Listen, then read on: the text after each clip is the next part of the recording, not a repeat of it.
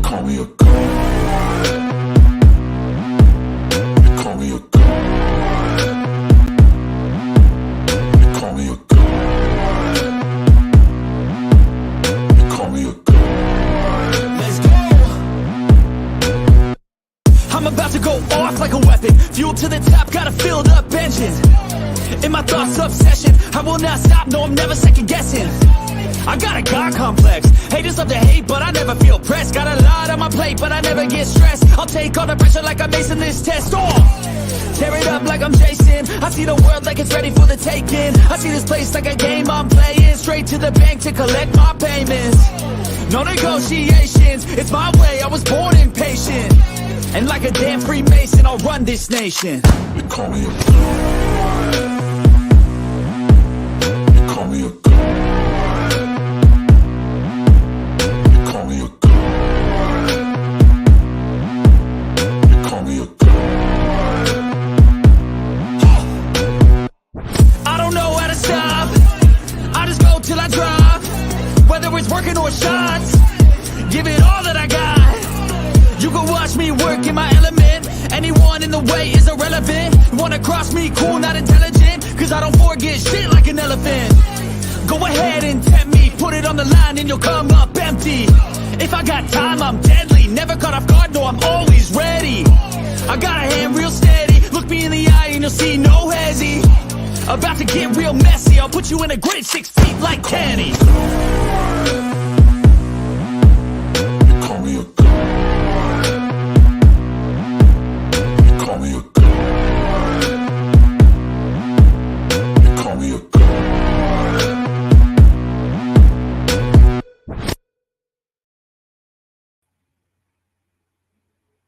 What is good, everybody? Welcome to season 3 of the East Meets West. I am your man, AK, and yes, I am AK Eagles. This is the NFL Reality Check. I did change the name of my podcast. I went a different way altogether from here on forward, but I am joined by my man. Welcome back, Philly Foothills. Appreciate you coming on here, man, and joining me. It has been a long time, sir. I know a lot of people have been waiting to see us, so let's get it. What is good? What is going on? What is cracking? It's your boy Philly Foothills Fuego. And yes, sir, I am back in another episode of East Meets West with my boy here, AK. And I am very, very happy to be back in the StreamYard, back behind the laptop and just ready to talk some football, baby. I am very excited for this season. And we definitely have a lot to talk about, and it's great to be back. Yes, sir. Well, I appreciate you taking the time out of your busy schedule and doing this, man. Like I said, it's been a long time. So first and foremost, you've seen the preseason games and you've seen the Eagles team. What do you think so far? We're going into the first week here, and we just saw the Lions and the Chiefs play last night, to open up the season, and that was a crazy game. Not gonna lie, but what do you think about our Eagles, man, in this 53-man roster going into Week 1? I'm for the most part, I think we have a pretty solid team. Obviously we didn't see Jalen Hurts in the preseason, but that's okay. I think he is going to, if not surpass the numbers that he did last year, he's at least going to maintain that upper echelon type of quarterback play. I'm not really worried about that as far as would definitely say that when it comes to the 53 and our Eagles, I'm definitely a little more concerned about the defense, especially with this new defensive coordinator and everything like that. So, I mean, we got some new pieces on the defensive side of the ball as well.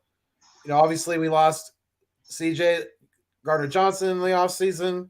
Hargrave he went on to the 49ers. So, but we drafted Jalen Carter. So that was huge. I think he's gonna be. I mean, from what I've been hearing, he is definitely ready to hit the ground running in the NFL.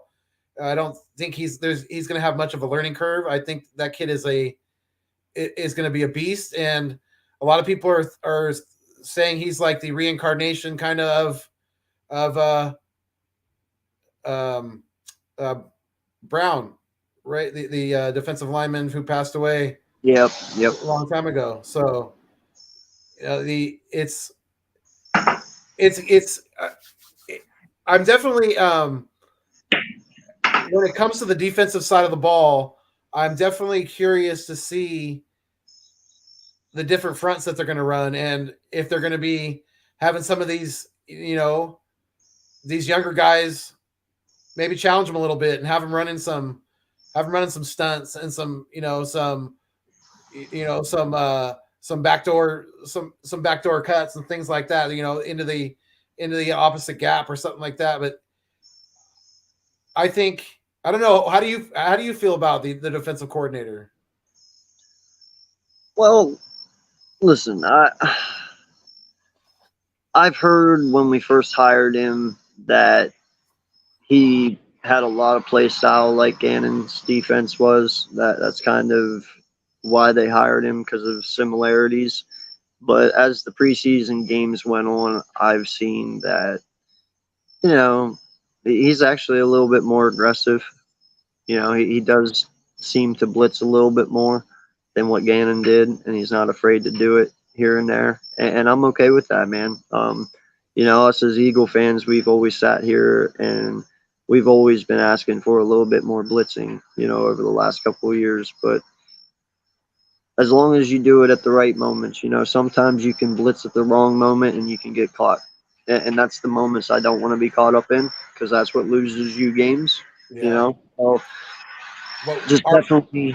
I mean, when you have ends like Sweat and Reddick, you don't need to blitz as much, because you're gonna usually get pressure from the outside. And I mean, our defensive tackles are still pretty damn good too. So even with, I know Fletch is getting older, but he's still gonna be at least a presence if nothing else. And we got Jordan Davis he's starting, and whether Jalen Carter stays as a rotational player this year, or if he eventually ends up starting, we'll see. But I don't see a whole lot of weakness in this football team.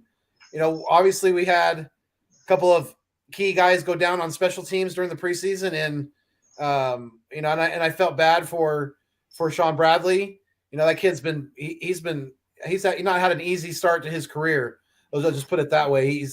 He was projected to be a starting linebacker in this league, and it's never really kind of totally panned out for him. But he's been, like I said, he was a key special teams player last year, and so was Zach McPherson. So it was kind of tough to see both of those guys go down. But we just got to be that next man up mentality, and the next man up has got to step up and fill in those roles and contribute. But I'm excited for this. I'm excited to see the Agent Zero, man, behind this offensive line.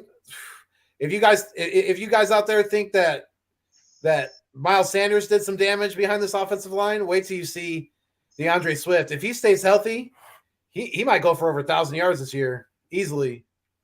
Oh yeah, dude. Listen, first off, DeAndre Swift is an upgrade to Miles Sanders. I mean, I'm a Penn State fan. I love Miles Sanders. I love Saquon Barkley, but Swift is way more of a receiving threat than what Sanders would be. Yeah. I really think Swift is going to excel in this offense, dude. One, he's never had an offensive line like this before, ever in his career. Not even close. Not even close. And two, never even had the tight end or the wide receivers to block for him like he has now. Right. Um, the only question that is around Swift is his health. Right. If he can control that this year, this kid is easily going to have. Now, I'm going to go with all purpose yards here because he will be a rusher and a receiver. Yeah. I'm not going to lie, bro. You could see this kid get over 2,000 all purpose yards. I mean, I'm not playing, dude. He has that explosive capability, you know, and right, and just think of the opportunity that's going to be out there for him, is especially like you said when it comes to receiving the ball out of the backfield. Because not only does Nick Sirianni love backs like that he can put out, he can spread out wide, put him as a receiver, or have him run a wheel route, something like that. But with the attention that Brown and and Brown and the Slim Reaper and Goddard are gonna garner, all that attention is gonna leave shit wide open for Swift and Gainwell. I think Gainwell's gonna have a good year too. you know, I'm very interested to see how they utilize these halfbacks. Now, listen, I don't know much about much, but I know a little about a lot. If I am the Philadelphia Eagles and I thought that Kenny Gainwell was truly my starter and number one, would I go out and get Swift and Penny? Right. Okay. Now, I know that Gainwell had an amazing postseason last year. He was our guy in the playoffs and in the Super Bowl. So you think Penny might have a more of an impact on this offense than Gainwell? Is that what you're saying? I'm just interested to see how they utilize him because Okay. Swift can literally do everything Gainwell can do, just a little bit better. Agreed. Penny is power, which Gainwell has, but he's not on the level of Penny. Okay. But again, Penny again he's like Swift. He's going to be dependent on staying healthy for at least a majority of the season, because he's another one that's had pretty much his whole career has had injury issues. Yep. No, and that's the thing though, man. When Penny's healthy, he's a beast. I mean, once again, how he paid these men, not a lot of money. You know, these are definitely low risk, high reward contracts, you know, for these two players. Yeah. They are fantastic athletes. They are great football players, but their downfall has always been pretty much longevity and health. You know, like how long are these guys going to last in a season? You know, I really like Penny, dude. I think he has like 5.1 yards per carry in his career, like as a rusher so far, which is truly amazing. What's going on, Key? What's going on, BLSG? Appreciate you guys for being here. Thank you so much. Definitely. You know, I really like Penny a lot. I said this the other day on someone. If I would compare these two halfbacks right now, and I'm not comparing them exactly the same when I say this, all right, but I look at Swift and Penny as kind of as Jay Ajayi and LeGarrette Blount back in 17. Jay Ajayi was your agile, your speedster back that, you know, once he got in space, he could really take it to the house. Okay. LeGarrette Blount was your power back. Now, Penny does not have LeGarrette Blount power. Not even. Not many players do. yeah, he is power. Okay. And Swift is your Jay Ajayi like back. You know, you're agile. He can get away, make you miss, and take it home. So you can kind of see that similarity there. And I like that, you know. I think that was one of our big downfalls last year is not having a power back. You know, I've been saying that. I think since LeGarrette Blount in 17, that's one of our biggest things we have been missing as a team in general. You know, just that guy that can just really punch it in there. Wow, that kind of sounded wrong, but you get what I mean. You know, so I like Penny, man. I do. You know, he'll definitely be good inside the 10-yard line, you know, for in those 5-yard line, 10-yard line situations to just take it right up the gut, halfback dive it straight up the middle, follow Kelsey, and just get it in the end zone, you know. So, Yeah, and I'd actually rather see him, you know, or one of our other running backs taking the hits from linebackers, you know, safeties than I would seeing our quarterback, you know, and I think especially when it gets later in the season as the attrition starts to take in, it doesn't matter how hard you train, they keep adding on these games. The attrition starts to take effect later in the season, and you know, I just want them to be more like it, like I wouldn't have like with in that Chicago game plan. I would not have, especially how cold it was there. I would not have had my quarterback running the ball as much as they did. They had him, and I understand that was a big part of our offense last year, but we have so many weapons that we don't need to put him at risk any more than we need to. You know what I mean? yeah, no, I do, man. And listen, I mean, you go out, you pay this guy guaranteed money, and we're all happy about it. I truly believe Jalen this year anyway takes that next levels. You know, and everyone's like, well, how much better can he get? Only Jalen knows that for sure. You know, only Jalen knows how good he can be, but he still has much room to get better. You know, I believe right now he's only got like, uh, I think it's 7.6 yards per game or yards per play. Like he can get to an 8.1, especially Mm-hmm. Jalen and the way he thinks. He's always looking for bigger, you know, always wants more. So your yards per play can be more if you really truly want it to be. You Yeah. know, the kid has room in many places that he knows that he can get better in, and only he can take himself there. Yeah. Now, I Agreed. believe he takes a step this year as in more being a pocket passer. I know a lot of people still believe he's going to use his legs, but I believe Jalen is a better Russell Wilson in the long run. Um, you know, I believe he's smarter. I believe he has the locker room poise that Russ never had. He has that leadership quality Russ never had, That's right. and he can get people to follow him. You Mm-hmm. know, And Russ let yeah, he's already more of a team. I mean, obviously, Russ he accomplished some damn good things in his career so far, but I think, and personally, that Jalen is already a better, like you just said, a better captain, a better locker room guy than Russ ever was, and probably ever will be, because it's, you know, Russ is to that point where he's now moved on from the Seahawks, and from what I've been hearing, he's more about himself than he is about the team. So, you know, Sean Payton actually even had to pull him aside, from what I heard, and had to tell him to cut that shit out, and you know, to be a team first guy. bro. He told him. I think it was 2 days ago. I seen on Twitter.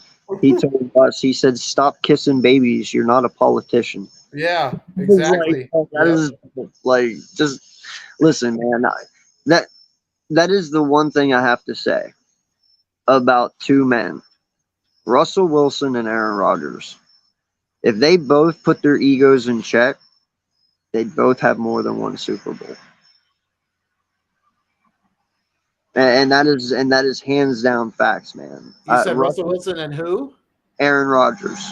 Oh yeah, If agreed. Russell Wilson and Aaron Rodgers just put their egos on the back burner for one split season, they would have more than one Super Bowl, hands down. Yeah. But their egos always got in their way, and Mm-hmm. it kept them from being better than what they were.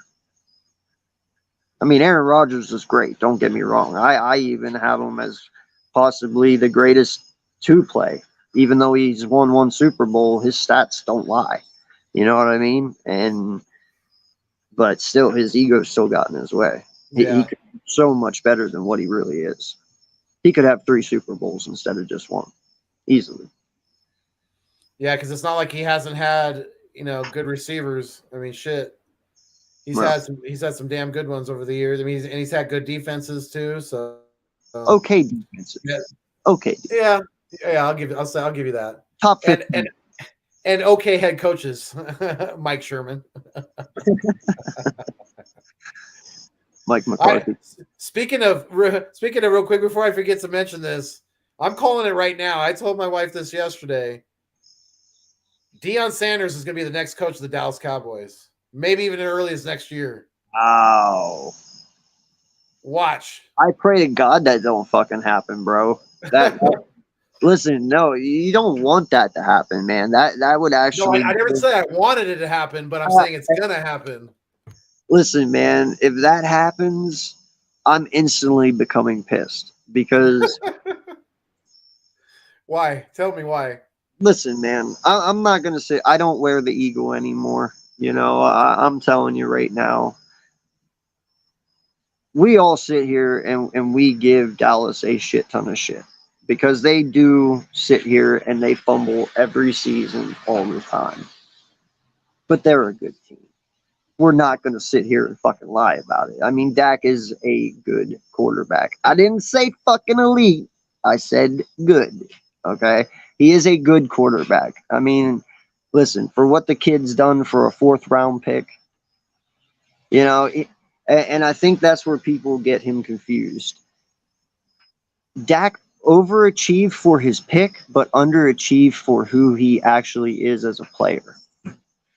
He actually it's funny, man. He gives me Donovan McNabb vibes so much. And I know that's weird to say, but he does. Donovan had all the talent in the world, bro. But he never could get out of his own way. And he only got the one Super Bowl and threw up on the field because he was partying the night before and he fucked it all up. Right? That's kind of what Dak is to me. Now, I'm not saying he's the party guy. I'm just saying he tends to fumble when it matters most. And that's one of the reasons why I'm not a McNabb fan. No matter how great he was, bro. Like, he had all the talent in the world, himself. And, we lost T.O. because of his ego. Like, I'm not cool with that, bro. We lost the Super Bowl because of him. So, it is what it is, but that's we all sit here and we glorify McNabb. Well, if we glorify McNabb, I got to give it to Dak, bro. He's been excellent for what he has been thrown into as a fourth round pick.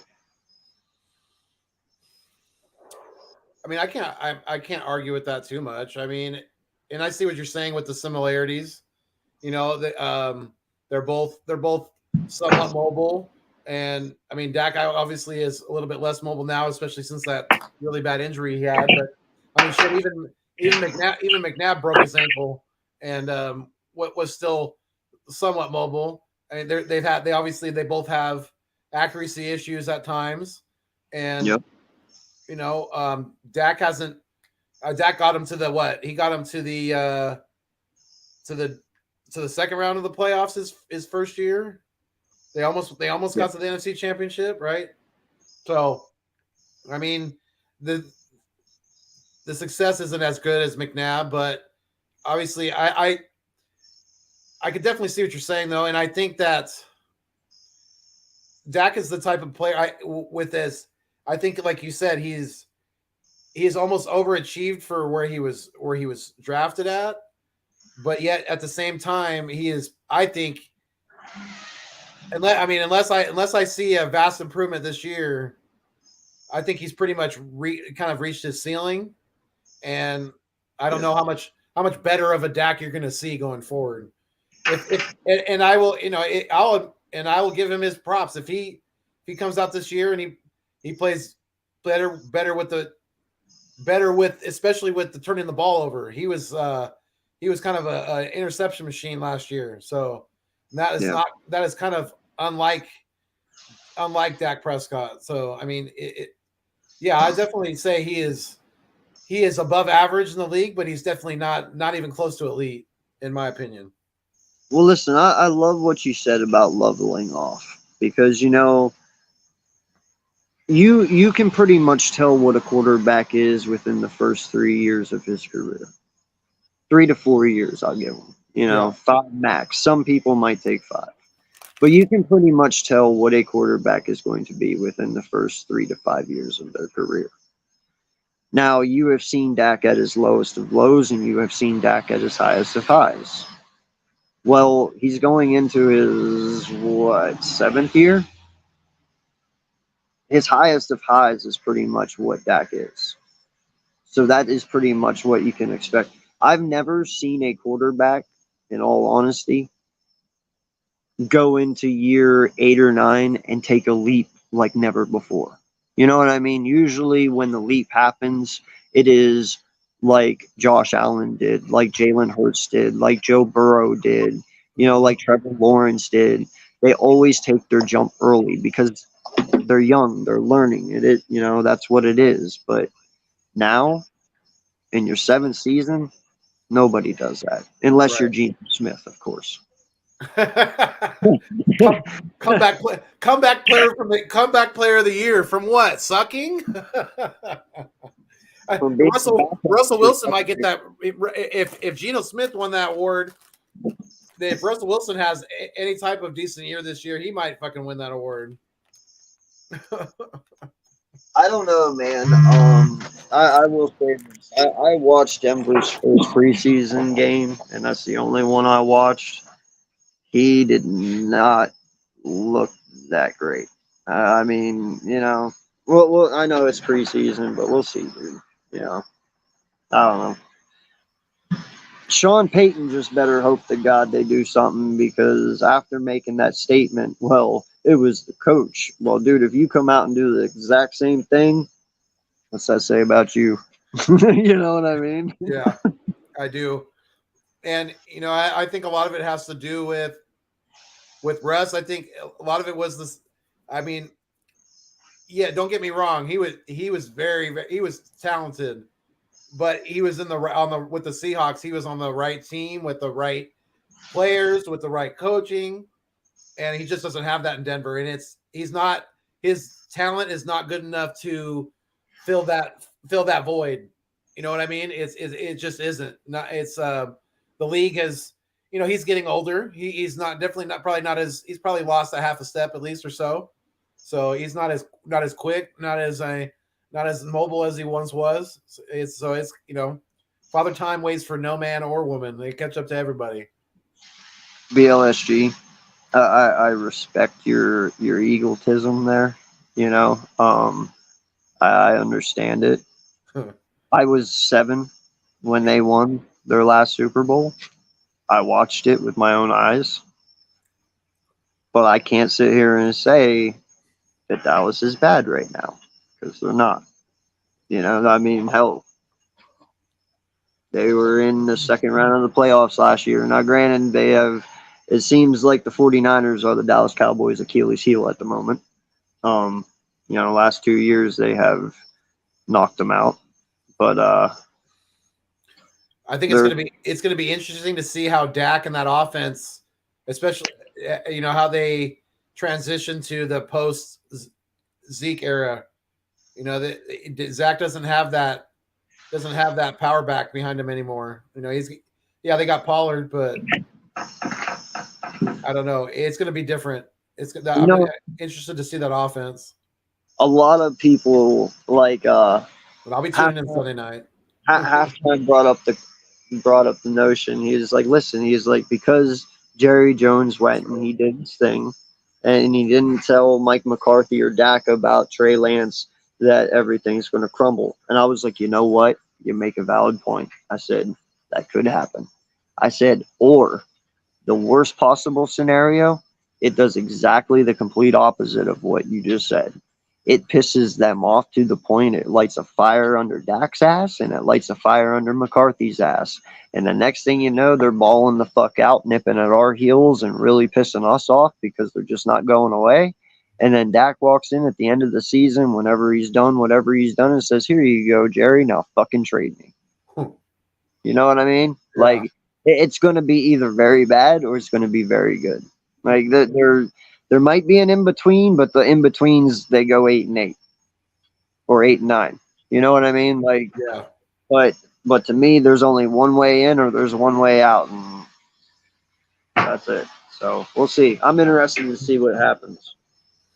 Yeah, I am too, and I think there's a I think with the talent that they put around Daniel Jones, if he continues to play at the level that he showed that he could play at last year, I don't I think that there might be a more of a challenge to us than Dallas. But I'm not saying that. But don't get me wrong, I'm not saying that Dallas is bad, and I'm not saying that we're going to walk away with this division by any means, because it's it's the NFC East. Nobody has repeated as champions since when? Like 2000 or some shit like that. Like it's been like a long time. 2000 and something. Us in 04. Yeah, 04. Yeah. So yeah, I think that it's even as trying to be as unbiased as possible. It's our division to lose right now, because we're going into the season. We have a completely healthy 53-man roster. So, obviously, barring any major injuries, it's our division to lose. It really is. We just have to do our thing, because man, between I don't know what's going to be more deadlier this year with our offense, between the rushing attack or the passing game. It's going to be a lot of fun to watch as an Eagles fan. I can almost guarantee you that. Yeah, no, man. Listen, I'm not worried about our offense one bit. Our offense has not changed from last year. Only thing that has changed is our halfbacks, and they've only gotten better, in my opinion. So, there's not really any worry there. Our offensive line still the same, wide receiver still the same, quarterback still the same. So it is what it is. Brian Johnson, he was promoted from within. He's been there the last 3 years. He knows how everything works. He knows what we run. He knows everything, and he knows how Jalen likes to do things. He'll put his own little tweaks in there, that he wants to do. But other than that, everything's staying the same. Yeah, he knows Jalen Hurts better than probably damn near almost anyone. I mean, he's known the kid. He's known the kid damn near his whole life. He's definitely definitely a good pick to replace Steichen.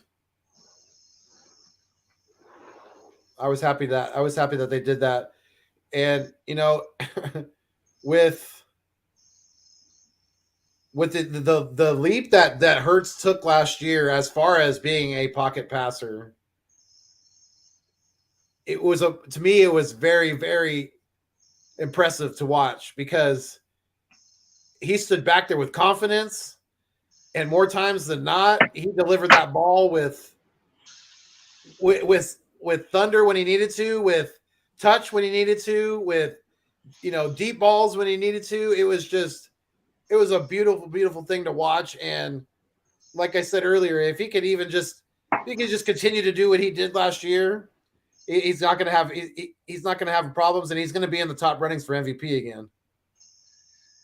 Yeah, man. No, listen, Jalen, I understand he might not have an arm as like Pat Mahomes. He might not have an arm like Josh Allen, or, but the one thing he does have is accuracy, man. That is the one thing that I heard a lot of people talk about when it comes to Jalen, is he can put the ball wherever he wants. His ball placement is impeccable, and he can really, really just put it wherever the hell he wants at any moment. And that is what is great. That's the one thing I give Aaron Rodgers credit for. What made Aaron Rodgers so great, man, is he doesn't throw wide receivers the ball. He throws wide receivers open. If you're streaking across the middle of the field and he sees a defender in front of you and he wants you to go back the other way, he'll chuck it and make you chase it. Mm-hmm. That's what makes him great, because he puts you in the position as wide receivers to make great plays. Yeah. That is kind of what Jalen does, dude. He never, unless he is forced to throw it off balance or something, you will never see this kid put his wide receivers in positions where they're not safe to make a play. That's true. And he's gotten better at those, like Rodgers. He's gotten better at those back shoulder throws, to where if the receiver doesn't catch it, nobody is. So it's been amazing to watch, because his progression just from college to now has been pretty amazing. It's been a big jump, especially with his passing and his arm strength, and with his overall.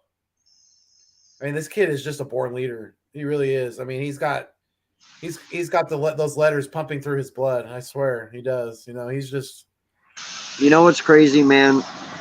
On his top 100 countdown, whenever he finished third, right? Yeah.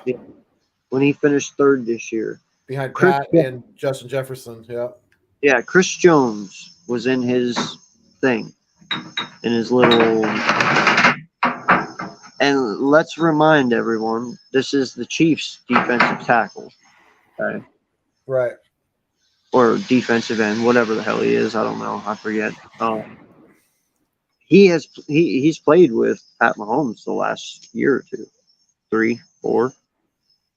He sat there on that screen and he said that was the greatest quarterback play I've ever seen in my life. About Jalen Hurts. His quarterback is Pat Mahomes, people. Do you know what I mean? Yeah. This guy is the defensive end for the Kansas City Chiefs, whose quarterback is Pat Mahomes, who has won it twice already and has been the MVP of it. And he's sitting there telling you it was the greatest performance he's ever seen in his life. It's pretty fucking powerful, man, in my eyes. Yeah. No, it really is. And it speaks volumes. Because like you said, it's not like he's playing with any slouch on the other side of the ball when they're in practice all the time and things like that. So, yeah. And for one of the best defensive ends in the league to come out and say that, or whatever, a defensive tackle, I think he's an end. I hope he's an end. I'm pretty sure he is, because he's like a sack master. So, yeah. Yeah, for one of the upper echelon guys like that to say that just, that there was a lot of guys that were like, they're like, Jalen Hurts is the best player in the league. Like, they're like asking, who do you think the best player in the league is? And there's a lot of guys that said our quarterback. So Belichick saying it. What's that? I said even Bill Belichick is saying it. Yeah. Yeah. Well, listen, I think that's head tactics, bro. I think he's trying. I'm not even going to play, bro. Like, if you're the Eagles right now and you hear Bill say that, you're like, yeah, you know what? You are right. You are right. Yeah. Yeah, we are. Yeah, he's sneaking. I'm telling you, he's trying to get us. So don't fall for it. All right. Don't fall for his mind games there. Yeah. Don't fall for it. Bill knows what he's doing. Bill's trying to run a Jedi mind trick on us. No, I think he feels that way, man. And you know what? Bill has been around Tom Brady. He got to win 6 Super Bowls with him. That does mean a lot coming from Bill. And I know Jalen. I know it put a smile on Jalen's face when he heard it, because it would anyone, bro. That's Bill Belichick. Sorry, Randy. I know you hate Bill, but it is the truth. He's a great coach, man. I know he cheated a couple times or whatever, but it is what it is. But listen, man, that's a hell of a thing to say about a kid. And listen, Bill has a good defense over there this week. I'm not gonna lie. Judon is a beast, dude. I love that kid. Yeah, their front seven is solid. Yeah, and it really is. Bill's a defensive coach, bro. Like, he takes care of his kids. Now, granted, I think their corner is out, Jones, with a hammy or whatever. Yeah. We'll see if he plays. I don't know if he's going to or not, but I guess he's been limited. So The I odds think are too slim. I think I see today that they ruled him out. Oh, they did. Yeah, I'm Well, pretty then sure. it's not going to be easy, but that still is a nasty front seven, though. Yeah. So I really think they're out of their league on this one. They really don't have any wide receivers. Mac Jones, I do not believe in. I do not trust in Mac Jones like that. Yeah. I don't. He's a statue back there too. We should have. I mean, I think we might have 2 or 3 sacks in this game. No, 5 or 6, bro. I would. I mean, It's that would be on great. speed, bro.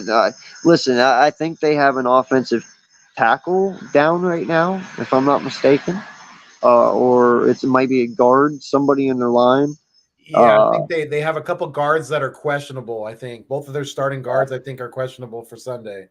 Yeah, this defensive front, bro.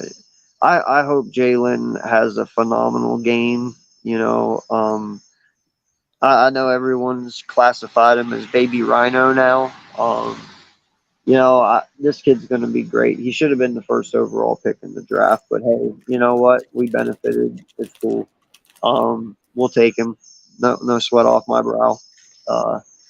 And then you got Nolan Smith. I think that kid is going to be special as well. He'll be like a baby Von Miller almost. So, Yep.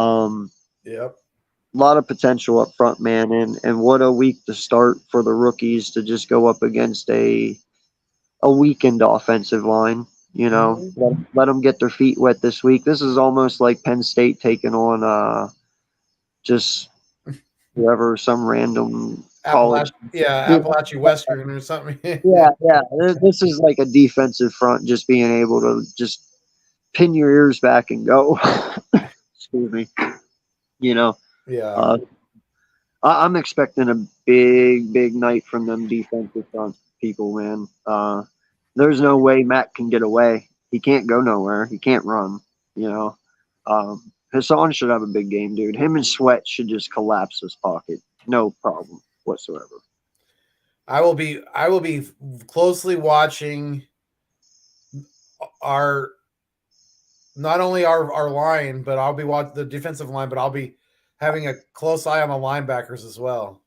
I want to see Nakobe Dean and how he's running, how he is captaining that defense, because he's going to be the leader of that defense. So he's got a lot on his shoulders.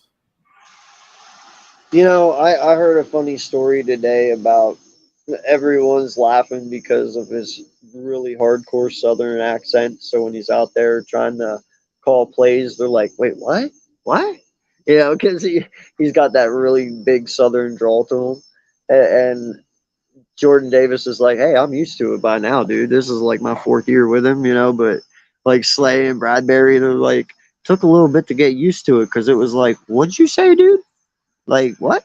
Because they're not used to hearing that. So that was really funny. I enjoyed listening and reading that one.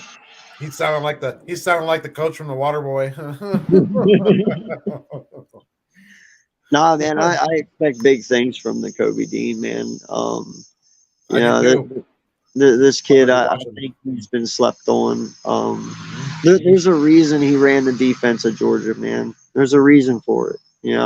There's a reason he's an astrophysicist or whatever the hell it is. I don't even know what the heck it is, but kid's got a brain, dude. So I'm not worried about it. He can handle calling this defense. He can handle storing everything up there. He's smart as hell, dude. So I expect a big year from the Kobe. I'd even go as far to say over 100 tackles this year. Whoa. Yeah. I mean, if he's the type of player that flies around the field so much, he can go sideline to sideline. So yeah, I wouldn't be surprised at that either. I don't think I would. And knowing that he has Carter there and Davis and Smith, dude, he's probably just seeing Georgia all over again, and he's comfy. He knows. Yeah, the other day I heard some ESPN commentator refer to our defense as the Georgia North defense. That's cool. Yeah, no. Listen, man, I think after we did the draft last year or this past draft, I said, it's really funny. Howie has went out this year and he has pretty much said, I'm going to beat you with a college defense. Because he has 6 Georgia Bulldogs on this team. Yeah.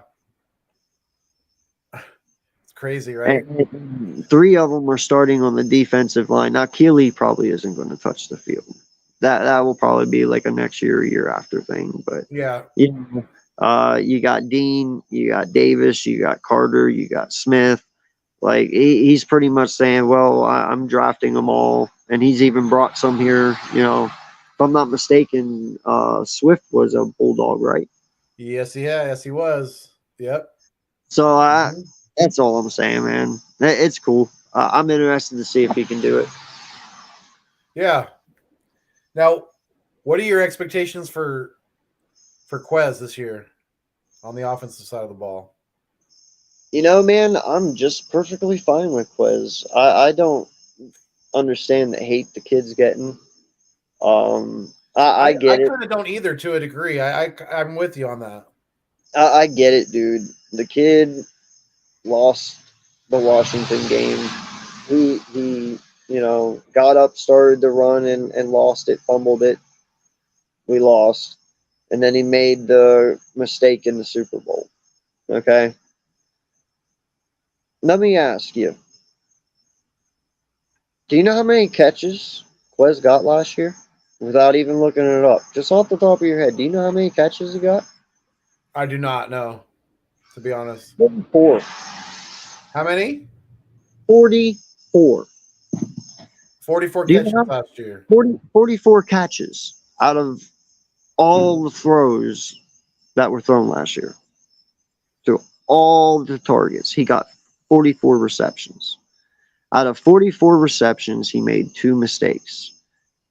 And Eagle fans want to hang him for it because it was 2 crucial moments. But I can't sit here and be real about that if I'm not going to sit here and say that, yeah, but didn't A.J. Brown also fumble and lose the ball multiple times as well? Like, if we're going to sit here and we're going to crucify one guy over a mistake, we can't glorify A.J. Brown over his mistakes. We glorify A.J. Brown because he got over 1,000 yards last year in his touchdowns, and he was a major factor in why we got to the Super Bowl. Mm-hmm. But he fucked up as well many times. How many times did he fumble the ball last year? How many times did he drop balls last year? Multiple. He didn't do it. Multiple. Yep. Multiple. I can count. Mm-hmm. Yet we only want to blame Quez. It makes no sense. Quez did a phenomenal job for his role.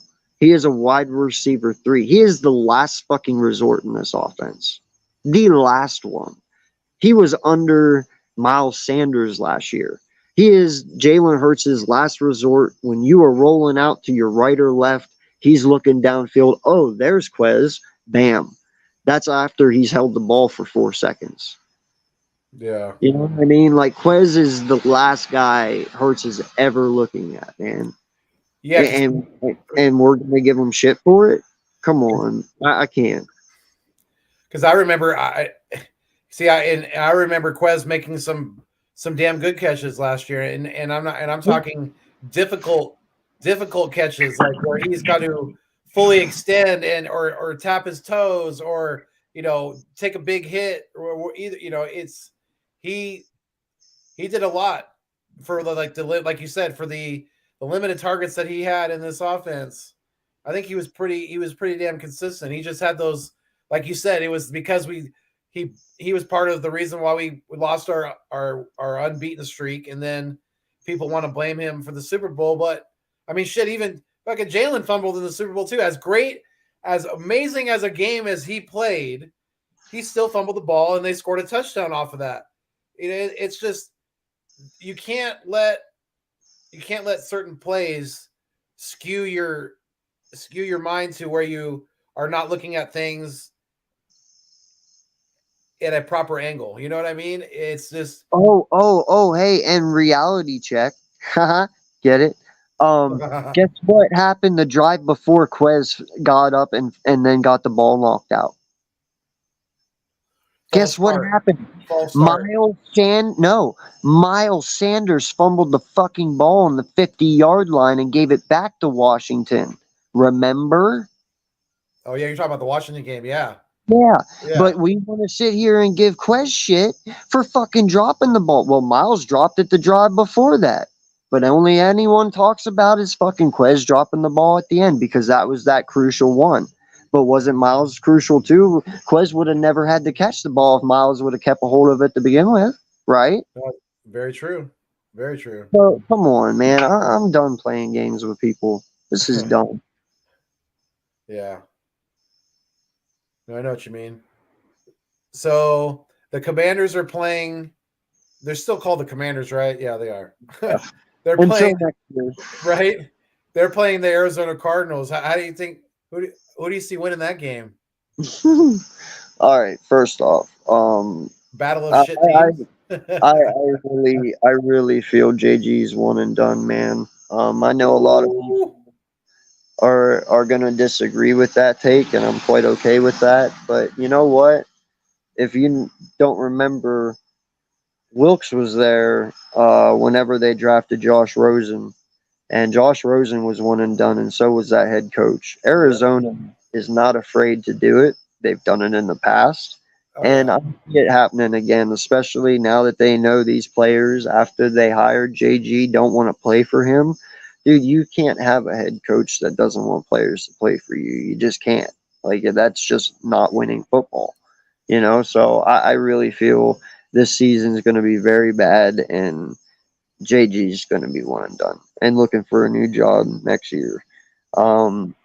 Washington, they have really good weapons, dude, and I'm not quite understanding all this. You know, a lot of people sit here and they talk a lot of crap about how the Giants are going to be better than Washington, and I'm not even quite understanding this. You know, I heard you say earlier what you said, and I was like, no, not you too. But uh, listen, man. First off, I was right on Waller. You're welcome. He's already injured before the first week one. So there's one weapon gone. Uh, Saquon's still healthy, but dude, DJ's DJ. Okay, they have no name wide receivers. Yes, I know you got Slayton. You know, blah blah blah.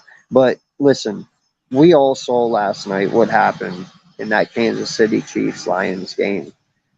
First off, the Lions gave the Chiefs 3 times to win, and Kadarius fucking Tony fucked it up all 3 times. Okay.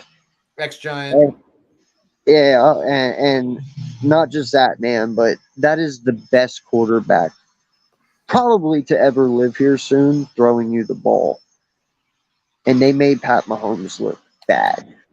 Now, we all know Pat Mahomes is not bad. We all know that those throws that were placed in Tony's hands were perfect. It was not Mahomes' fault that they lost, but that's the impact receivers have. And that's exactly what DJ has. And if Pat Mahomes can't even get over that hump, DJ definitely isn't getting over that fucking hump. Now, I mean Washington, that last drop that Tony that ball was a touch behind him. It was don't get me wrong, it was definitely it was definitely catchable. No, it was catchable. I'm not saying it wasn't, but it was a touch behind him because he was running he was running to the sideline and then the ball was a little behind him, but he definitely should have caught it. It was in his hands, and yeah. Now here's the thing, dude. And this is, I mean, a lot of people give me shit, but you know what? Washington has a legit number 1 wide receiver. Scary They Terry. do. Scary Terry. I remember back when we first started. When you knew he was going to be a good player coming out of the draft before he was drafted in the league. Yeah, dude. You were on Scary Terry's. Amazing. Yeah. And then they have Jahan Dotson from Penn State. Right. He's a solid number 2. The kid was a rookie last year. We'll see what he's got this year. And then Curtis Samuel, the fucking fantasy savior. That's what he is. That's what he's known for. He does great work in the slot. Fucking their defense is solid. Washington has a solid defense. Now here's the thing. Washington's only issue is the whole season is riding on Sam Howell. What is Sam Howell? Right. Coming out of college, Sam Howell was really fucking good. Now, I understand a lot of people, they're like, well, fuck, I've heard that about a lot of quarterbacks before. What?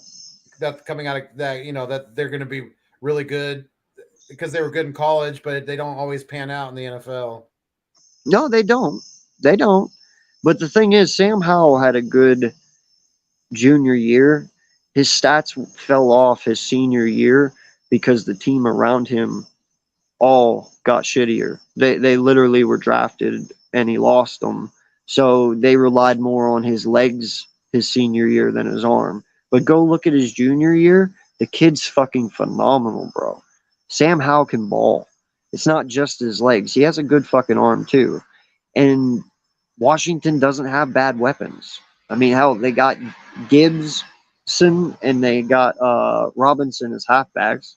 Like I said, they got 3 more than capable wide receivers. Their defense is decent. I'd say top 18. Yeah, their offensive line is pretty solid too, from what I've been hearing.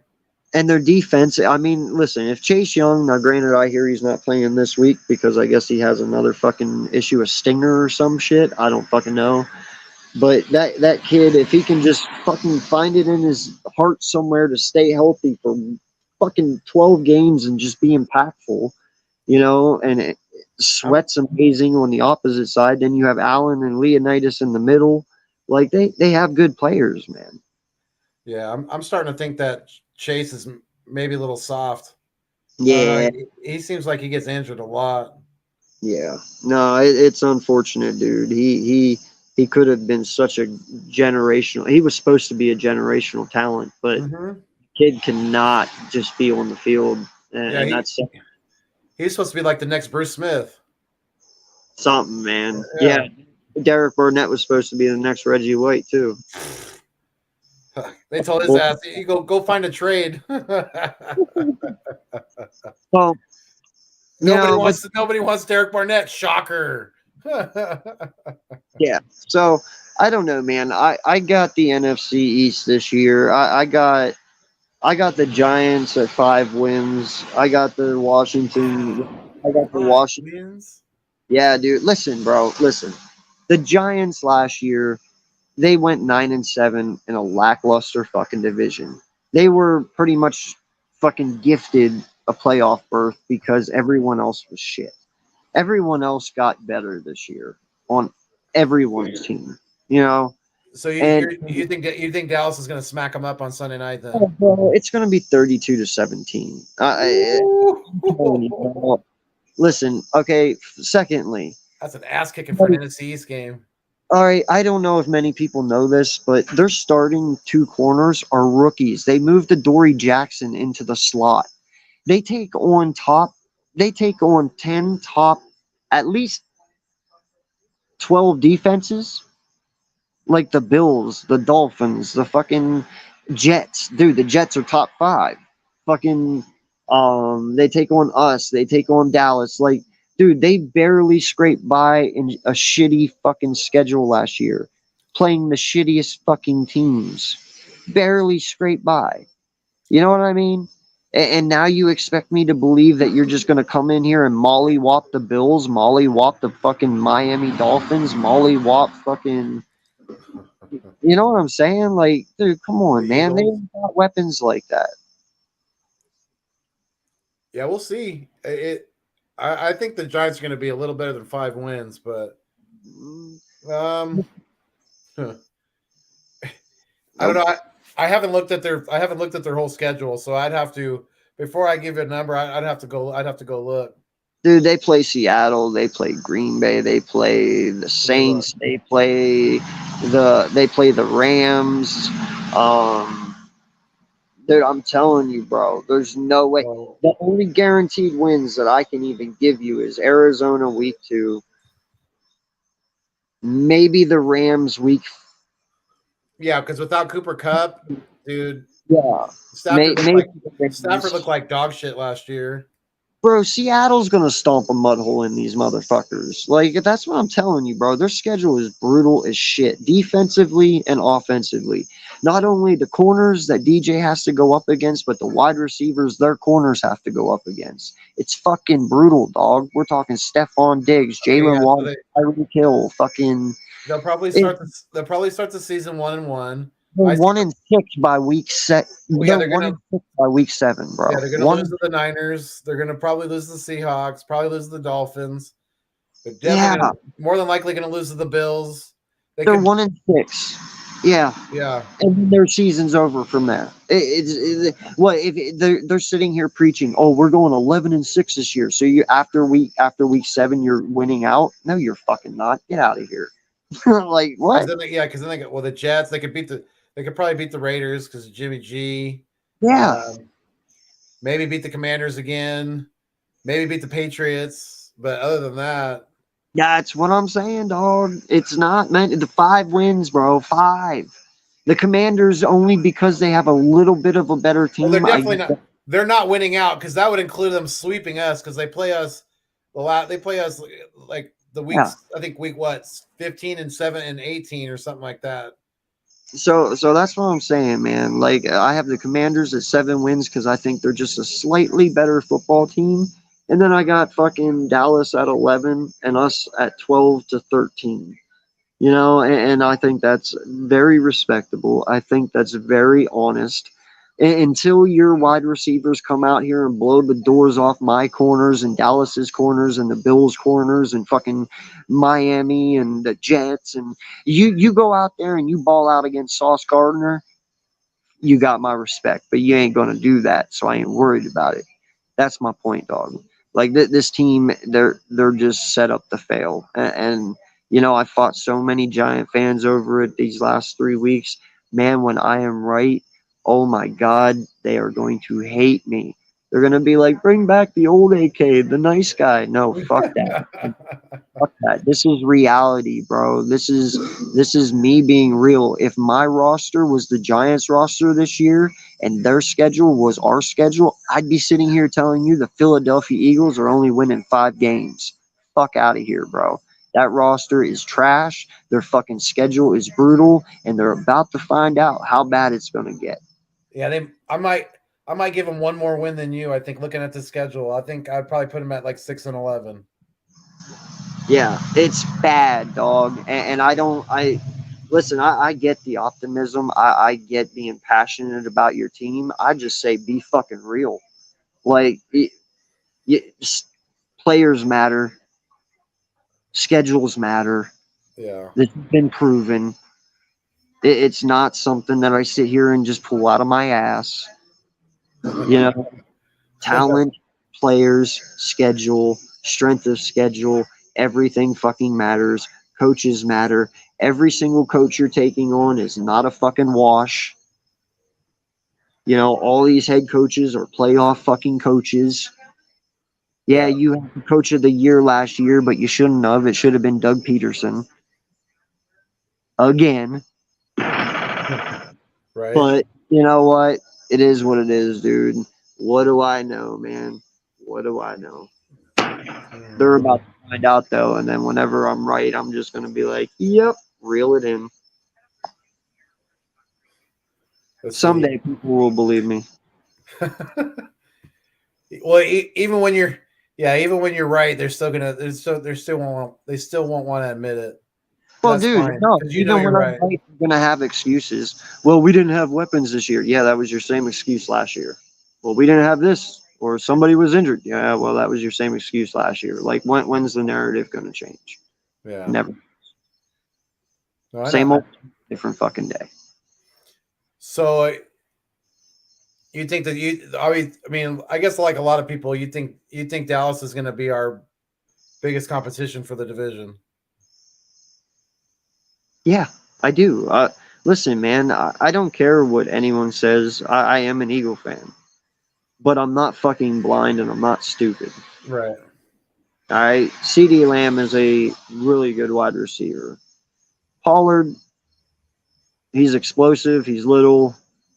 He was 1,000 yard back last year. They got that little mighty mouse in Vaughn. Not sure how that's going to work out for him, but he looked all right in preseason. Yeah. They have Brandon Cooks as their number two. But say what you want about Cooks, but he's 1,000 yard receiver. Like that is what the guy is. He puts up 1,000 yards. So they're going to be good. Now they are lacking at tight end. You know, they did lose Schultz. Mm-hmm. And they did lose Zach Martin, if I'm not mistaken. Zach Martin's he had an injury just recently, I'm pretty sure. But even still, bro, with just that little bit that I'm talking about, the Giants don't compare to them. That defense is going to mollywop the fuck out of DJ. They are. I mean, it's going to be just all they have to do is stop Saquon, bro. With Darren Waller out now, because of his hammy. Yeah. You stop Saquon and force DJ to throw. All Micah's got to do is pin his earbus back, and it's just fucking sack city from there. And they're gonna do that. They're gonna load the box up to stop Saquon. Fuck yeah, dude! It's the same shit, different day, all the fucking time with the New York Giants. All you got to do is force DJ to throw, and you fucking win every goddamn time. Unless you're a shitty team, of course. Right. That's the thing. You're not facing anyone shitty. You know, and listen, we all have the same schedule. That's why I even have us taking a game or two step back, because these are AFC teams and they are all playoff teams. You know, I believe we can hang with them. It's going to be hard. They're going to be hard fought games, but we got a great fucking team. Yeah, and not only that, but we got coaches who are confident, and they're looking to get that sour taste out of their mouth from last year. So they're going to be hungry and they're going to be coming for it. So it's going to be fun. It's going to be exciting to watch. I'm ready. I'm ready for some football. I am too. I think I'm more excited than anything to see Jalen Carter. I think that is the one thing I am most excited for. I don't know why. I just that's who I want to see, man. I want to know the hype. I've heard it all off season, and I know it's real. You know, he's the 8th overall pick who should have been 1st overall, and we all know what he could do in Georgia. I want to see him do it now, for real. You know what I mean? Like this is when it matters now. Gloves are off. If he doesn't if he doesn't go fucking speed and get in that car accident and ending up in those 2 people passing away, he probably does go. He probably does go at least in the top 3, if not number 1. He definitely would have been a lot higher than he was, but that's fine. It worked out in our favor, and you know, we keep drafting these. We keep drafting these Georgia players for a reason, because they know how to play some fucking football, especially on the defensive side of the ball. Well, listen, I'm very happy that Howie started to go with the SEC. You know, I don't know why there for a while he was going with TCU and Stanford and stuff like that. Like, I understand you can get lucky in some of those schools, but man, I'll tell you what, when you go and you bring in championship football programs in college, they can truly, truly change the atmosphere and the culture in your locker room. Because if they've already got used to winning, that's all they want to do. Mm-hmm. And that's all we got right now in this locker room is a bunch of winners. Some of them are 2-time champions, and they want more. You know, so yeah, I'm all for it, man. I'm really loving what Howie has turned into over these last couple of years. We had some tough pills to swallow there for a while with Rager and Aguilar and Whiteside, but you know, I think we're out of the funk. I think Howie has finally, you know, figured it all out, and you know, he has people literally scared of him now. Like the Saints GM won't even answer the phone if it's a 412 area code anymore. You know, like, he's like, nah. He's like, I just let it go to voicemail because he's like, I ain't getting jibbed again. You know, it's not. It's like And my rear end still hurts from the last time. bro, I guarantee you, Howie got more out of him than his ex-wife would. Like, you know what I mean? That Howie robbed that man, dude. Oh yeah. Took it all. Yep. So you know, I don't blame him, man. If I gave up C.J. Johnson for fucking pennies and then he goes to the Super Bowl, I'm kicking my own ass in my own self. You know, I don't need him to do it for me. Yeah. So you know, he's just an assassin, dude. He's not afraid to pull anything off right now. And if he's got the space and the cap to do it, he does it. And I love it. Like, he's just in kill mode. And I don't know what brought it out in him, but I love who Howie has become over the last couple of years here, man. I really have. So have I, and I think it has a lot to do with, like you said, him pretty much just figuring it all out, and also I think it has somewhat to do with him kind of swallowing some of his ego and being more in tune with his scouts, player developers, things like that, guys who are, you know, in the trenches, things like that. I think Yeah. he became more of a listener as more of a as and less of a dictator. You know, he's just he's fine crafted his game, and man, is he. I mean, I'll argue with anybody that he is the best GM in the game right now, and I am so glad he's ours. I just wonder how long he can sustain it. Right? Because Like, I literally I can't remember ever going from wanting a guy out so much to absolutely loving almost every damn near move he's making now. So it's just like you said, it's like you said, how long can he sustain this greatness? Because he's been doing it for, I mean, shit, he's killed these last two drafts, and it's been absolutely great. what's going on, D? Appreciate you, sir, for coming in. What's going on, man? No, listen, dude. Like, this team is built very well. This team is built for the next couple of years. Our window is open for the next couple of years. You know, this offense should not change. The defense, all of our young talent is under contract for a while. You know, and we're only going to get younger on that side of the football, you know, because there's going to be a time, whether that be this year or next year, I don't know when, but BG will not be here anymore. Fletcher Cox will not be here anymore. Right. These guys will have to be replaced with younger dudes. You know, we just started making that transition this year and last year. You know, I think another person a lot of people don't talk about is Milton Williams. Milton Williams is going to be a damn beast, dude. Like, this kid does not get enough time on the field because of how deep he is in the depth chart. Right. But that will change once Fletch leaves and once BG leaves, you know. Milton Williams is a playmaker. He really is.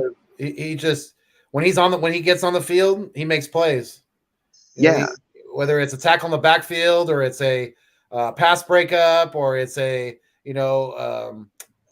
a sack, he makes plays. You know, I know this might be weird coming from me because all I do is give this kid hell, but I'm actually quite curious about Derek Barnett this year, man. I'm not gonna lie, you know, and I don't think the kid is going to be anything amazing. Okay, I don't. If I was to sit here today, I'm not going to tell you the kid's getting double-digit sacks. You know, I'm not going to go that far. But let's not get crazy. Yeah, I wonder if he can just get it together for 1 year. You know what I'm saying? Like, if he can even just play, contribute somewhat, and not get any zero personal fouls, bonehead plays. Yeah, if you can just do that for a season, that's progress. Definite progress. The kid has got talent, dude. That's obviously a given. But one, last year he was taken out by his injury, and two, the first couple of years just Every time I saw a yellow flag, dude, I knew who the fuck it was without Uh-huh. even saying Yep. anything. As Yep. soon as I saw a yellow flag, it's like, oh, 96. Yep. Like, you just knew, You man. knew. Yeah. And I don't want that feeling. I don't Right. want to feel that way about the kid. And I just hope somehow, some way, he can just come out here and contribute and do a damn good job with it. Like, And I don't know. I'm rooting for him. I really am. you were so right when you said that he has a lot of talent because he is a gifted athlete. He is talented. His problem is all up here. Yeah. He reminds me so much of like a DeMarcus Cousins, the old center for the Sacramento Kings, who bounced around the league after that. He was drafted high. It was all about he had all the talent in the world, but it was all about up here. He had no mental strength, no mental fortitude, and he couldn't take losing. It's just Yeah. with I don't know what it is with Barnett. It's just that if he can get it together up there, if he can keep his composure together, it's all about up here with him. It has nothing to do with lack of athleticism, lack of physical ability, thing like that. With talent, it has nothing to do with that because we've seen it. We've seen it in college. I mean, he did it at Tennessee. He did it at a high level too. So it's there. He just has to figure out a way to that bonehead shit behind him and move forward and be a different player. Be a different Derek Barnett. Well, it's funny because while you were talking, For it just sure. it literally hit my head just now, and I started laughing on the inside because it's my favorite movie of all time. Derek Barnett reminds me of Danny from The Replacements. I just see that red, and I'm like a bull, Like, Yeah. like a bull. Like, hey, Danny, get me the ball. You want the ball? I want the ball. Give me the ball. Give me the ball. I hope you don't kill no one. Like, that is what Right. Derek Barnett is, dude. Yeah. And Gotta love John Favreau. yeah, I do. And that's the thing. He has all the talent in the world, man. But you just don't hit that quarterback right when Right. you right when I know it's so hard to pull up. I know it is, man. Like, but dude, no, like just Yeah. don't. Yeah. Don't shove that. You know where when you're out of bounds. Don't shove that guy down when you're 2 feet out of bounds. It's like, come on, don't do Yeah. stupid shit like that. It's just like be. You're in the NFL now. You're a professional. Act like it. Active. You're getting paid a lot of money. Do your job and do shit right. Act your fucking age. He's got a. It's like a maturity thing with him. It's like he was playing like a kind of like messing around like a high school player would do, and he needs to fucking put that shit behind him and fucking start playing like a professional. Well, and see, it's funny that you say doing shit right. I don't know if you've heard, but did you catch anything about the left tackle or excuse me, the right tackle for the Chiefs last night? Did you see that, No. bro? If you got to go back and you got to watch the game. Okay. I don't understand how their right tackle didn't get 20 false starts. One, he was playing like a tight end off the line, bro. He wasn't even lined up properly. Now, whenever you are an offensive lineman, you can't move. This dude was literally lined up, and before Pat Mahomes was even saying go, dude, he was sitting there kicking his foot out, literally kicking it out. He kicked it out 7 times at least before Pat Mahomes would hike the ball. And Wow. dude, he should have had 20 false starts last night. 20 at least. And that. Dude, and it was all because of Aiden Hutchinson. He was a rookie tackle, Uh, and he was fucking nervous as hell to go yeah. against Aiden Hutchinson. And dude, I pitied the kid. He caught a lot of shit for it, but I'll tell you what. And then also another thing in the game. I don't know what their punter or what their kicker was doing, bro, but there was a Kansas City Chief helmet on the ground, right? This is in the middle of the game. He picks up the Kansas City Chief helmet and tries to put it on over his own helmet. What? I'm not playing. I'm not playing. Go look it up. It's a real fucking thing. And they're like, oh man, it was funny. It was funny. Uh, I don't know what the hell was going on yesterday. And then Dan Campbell sitting there and going for it on 4th and 2 on your own 17-yard line. Like, dude, just shit was crazy last night, dude. Right. And then they went for it on 4th and 2 on their own 50 with 2 minutes Yeah, left. I thought that was fucking. I thought that was real, kind of stupid, actually. That whole dude, that Ballsy. game was fucking dumb. It Yeah. really was, You man. don't give a player like Pat Mahomes the ball at the freaking 50-yard line with 2 minutes to go. No, you just don't do that. Yeah, They're lucky listen. they walked out of there with a win. They really are. I admire Dan Campbell. I respect the hell out of him. Right? But dude needs to pull back on the reins a little bit. A little You know bit. what I'm saying? Listen, I get it. Doug Peterson goes for 4th down a lot. Nick Sirianni goes for 4th down a lot. But motherfucker, we punt too. Like Yeah. you know what I mean? Like, We come punt. on, We punt when we know when we need to. Yeah. yeah. That Speaking was insane, dude. speaking of punters, I guess we're going with Siposs because they didn't acquire anybody else for as far as punters. So I guess they're gonna elevate him from the practice squad You for know, I mean, Sunday. I don't understand this. You're telling me Sippos is the best out of everyone out there? That's Right? the best you got? Really? Right? You can't find somebody. I thought that kid that we draft. I thought that kid that we picked up. That I think it was that undrafted punter. I thought he was gonna. I thought he was gonna make the team, but I guess he just kind of fizzled out. Dude, I don't know. I don't hate Sippos. I don't. And in fact, I don't even blame that 65-yard punt return on Sippos. I blame that on special teams. Yeah, I kind of blame him because that was a shitty ass punt. Listen, it was a shitty punt, but you can also fucking tackle a guy. Holy shit. Oh yeah. I understand it was a bad punt, but everyone has a job to do. So you could have tackled him instead of not letting him get 65 yards. But it is. But no, I'm with you, man. I just don't understand how he's the only one. Like I know Penn State's kicker was in there. I I thought I was like, oh well, maybe they're gonna go with him. That'd be kind of cool. But nope, passed on him too.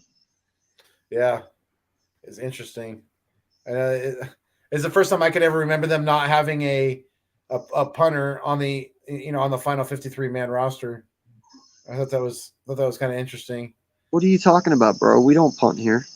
I know. I went on Twitter and I'm like, I know we're not planning on doing a lot of punting this year, but is anyone else concerned that we don't have a punter currently on the roster?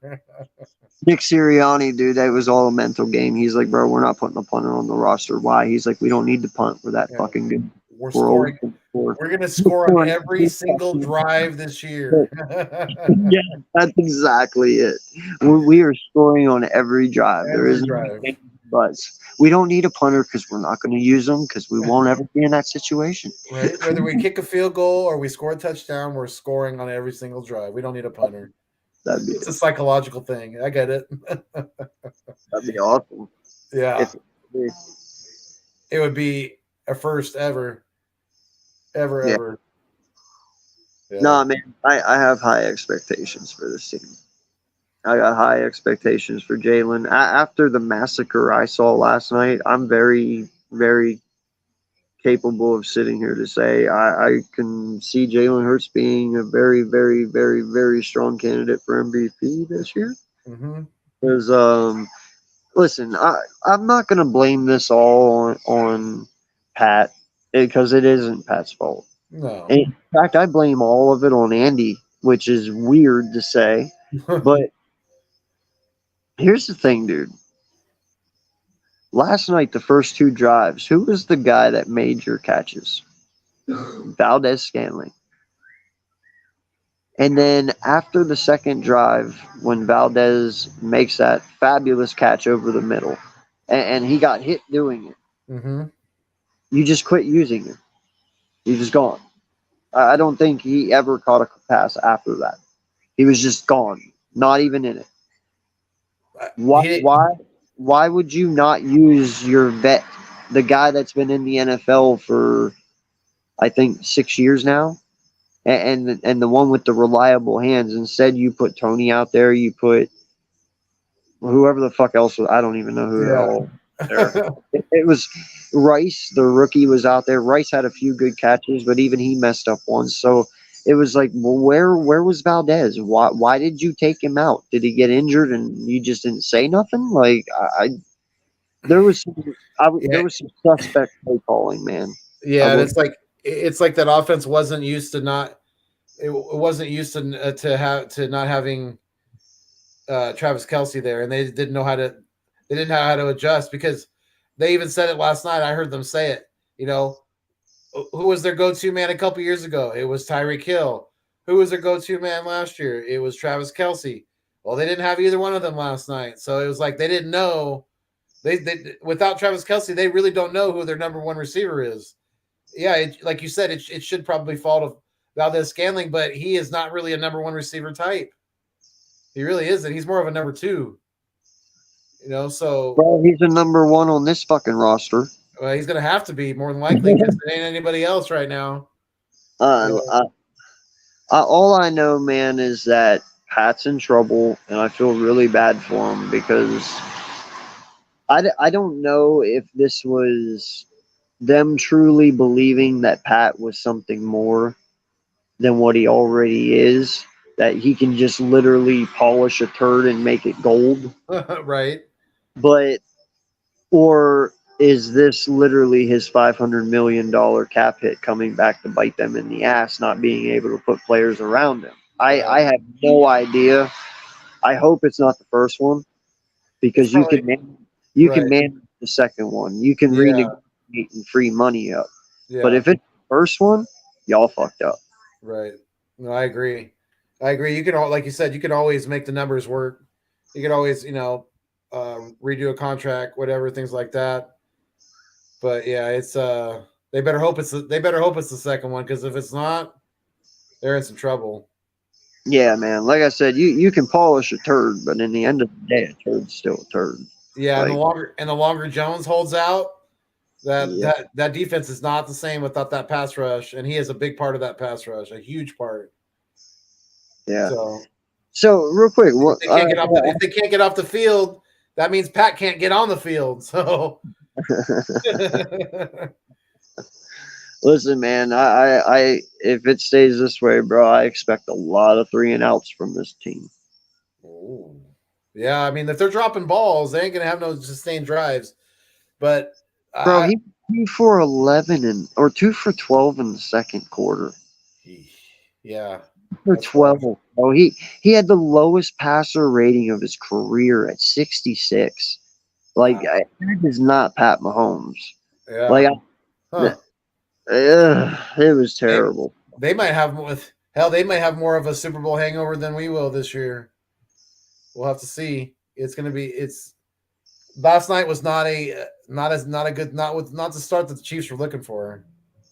No, man, and I'll tell you what, dude. If I'm Pat Mahomes, I'm going in on Monday and being like, listen, my ass is going the fuck home. I'm not even staying here. I want all you wide receivers to get on that fucking jug machine and catch balls for 8 hours straight. Right? Don't drop a single fucking one, and then go home and do it all over again Tuesday. Yeah. Like I don't even need to throw a damn ball. Pat Mahomes doesn't even need to throw a ball. Y'all just need to focus on catching. That is Yeah. literally what you need to do. Yeah. That was, dude. That was so terrible. It was. I felt so bad for Pat, dude. I would have never felt bad for Tom Brady. Like Tom's just. I get it. Tom's a nice guy off the field, but I fucking hated Tom. I don't hate Pat Mahomes. I really like Pat. Genuinely, he's just a nice dude, and his voice gets me every fucking time. Yeah, Uh, it's that because he sounds like Kermit the Frog. So how can you hate him? I love it, dude. I love it. His family's annoying as shit, but I love him, man. Yeah. And you know, I really felt bad for Pat last night, dude. I did. It was It was not fun to watch. I didn't feel bad for him. I mean, maybe I'm still a little sore from the Super Bowl loss, but Or I Travis. mean, Where's the hate coming from, bro? I didn't say I hated Tom. I said I hated him as a player because the dude was always winning. I like him as a person. I hated him as a player. I genuinely like Pat, whether he's playing or not. Pat's a fabulous player, man. He is. he is, and he's fun to watch as long as he's not beating my Eagles. But yeah, Yeah. he's a generational player, and yeah, he's amazing to watch. I don't think they're gonna struggle as much as maybe you do, but because I just don't see I I see them. They're more than likely going to win that division, so they're going to go to the playoffs, and how far they go, we'll see. But yeah, I think it has a lot to do with kind of like you touched on earlier. It's that big contract they gave him coming back to kind of biting them in the ass now. With the Well, lack of talent. I will say this. The one thing I saw from that game last night, Kansas City's young ass defense is going to be amazing, dude. Mm-hmm. That defense is really good. Especially when Jones comes back. Yeah.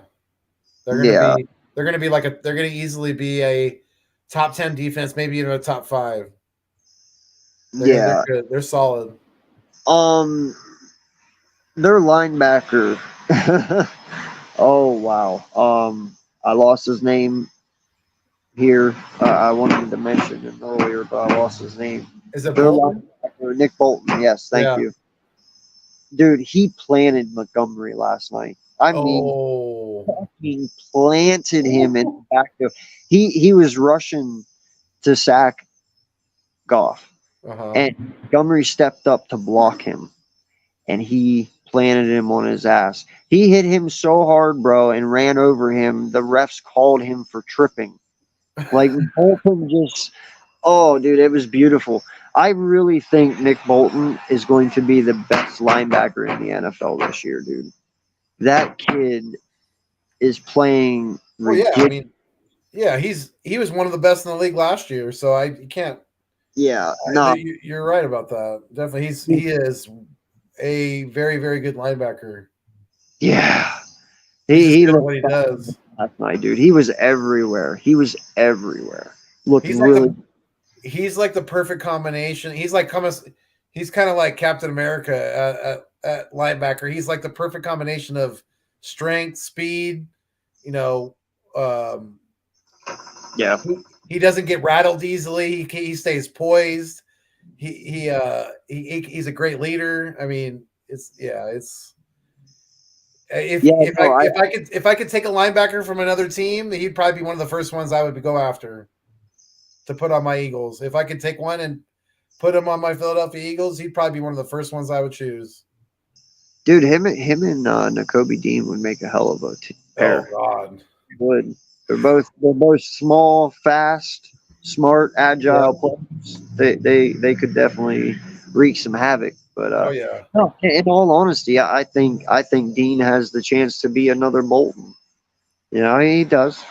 He's very quick. He can shoot the gap. He can penetrate. He's gonna be good, dude. I don't think he's gonna be bad at all.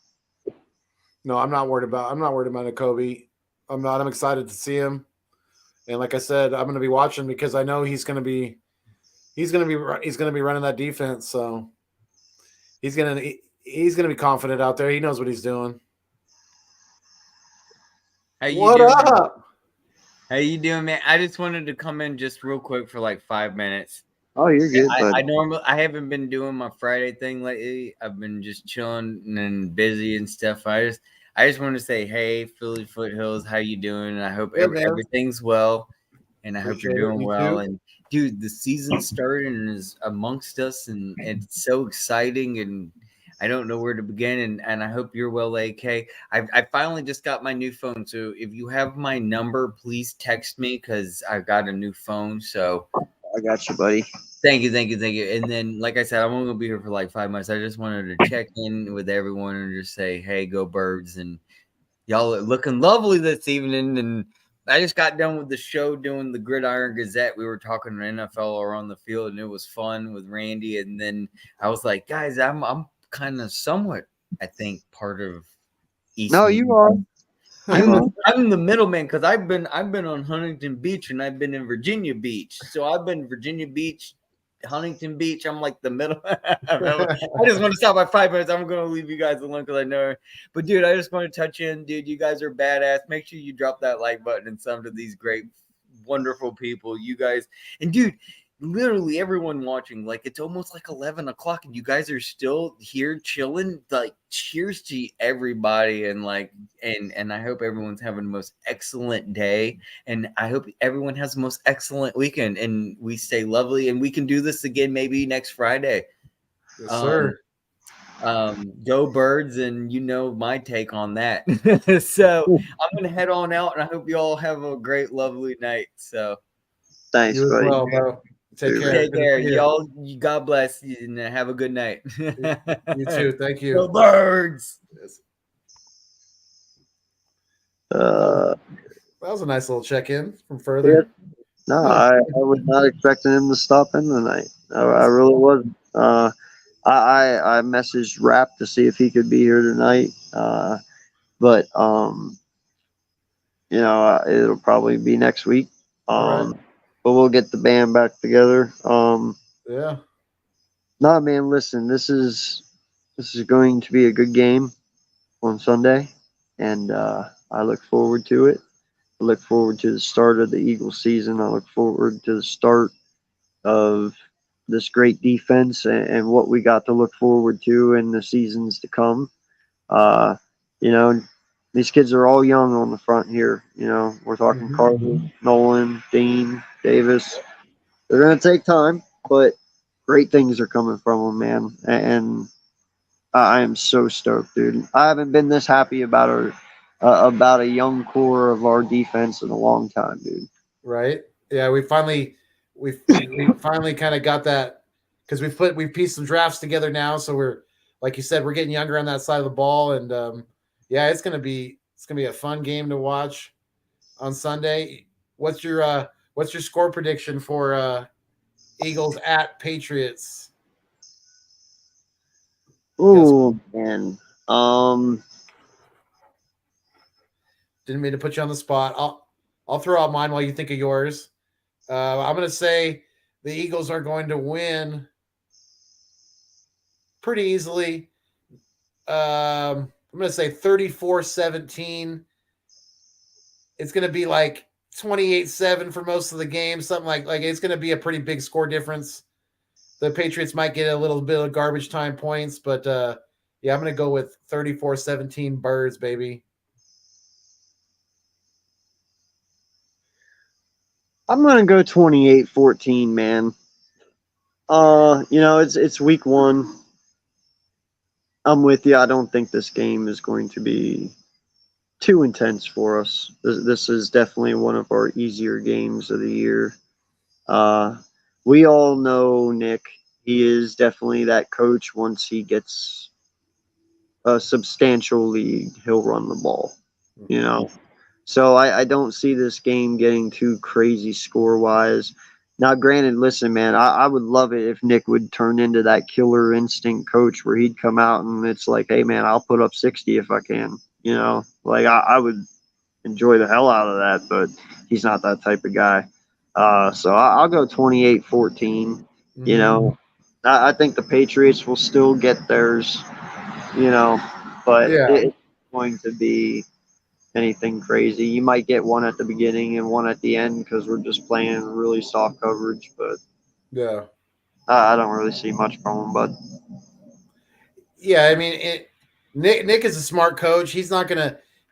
He already, one win is not worth showing your hand too much to the rest of the league, because if you go out there and throw up 60, you're gonna. I mean, obviously, there's going to be a lot of tape on your offense.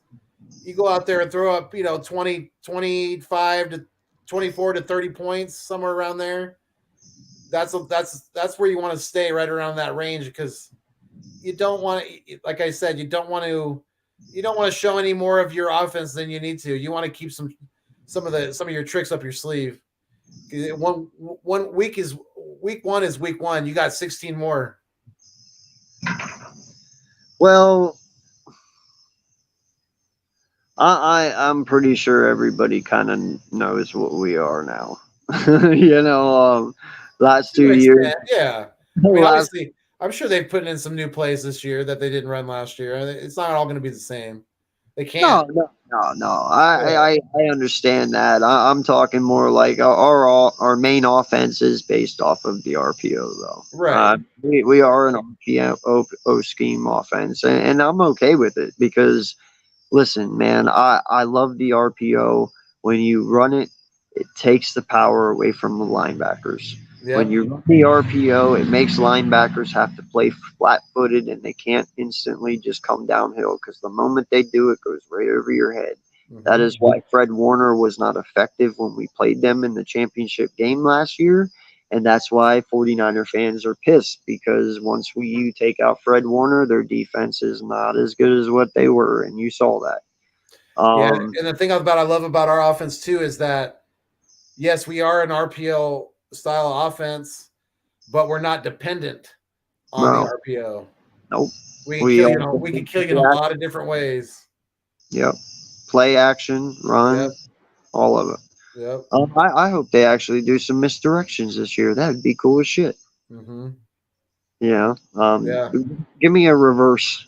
Yeah, get Quez on a double reverse or something like that. Big D, how you doing, sir? What's going on, man? Appreciate you stopping in. That's lovely. Hope you're doing good, my guy. Yeah, and happy weekend, happy Friday to everybody. Hope you guys all have a blessed weekend out there. Thank you everybody for checking in. We really appreciate it. We're gonna be doing this thing every week now, so definitely tune in again next week for another East Meets West, and we're gonna enjoy doing this thing. It's gonna be a fun season. 2023, the freaking Kelly Green is back. Man, we didn't even talk about that. We didn't even talk about that tonight, babe. I'm excited about the Kelly Green. Let's go. Yeah, no, man, I am too. It's been a long time, man. A long time. What was it? 2011? That sounds about right. Yeah. Like the last time I think we've had them. So, man, it's been too long. I am a strong advocate of bringing them back full time. I listen. You can modernize it, but still bring it back. I don't need the exact as old, but keep the old logo, keep the old Kellers, just make it whatever you want. But I really want to go back to Kelly Green, man, and I hope to God he does. It seems like it went off without a hitch. Everyone loves it.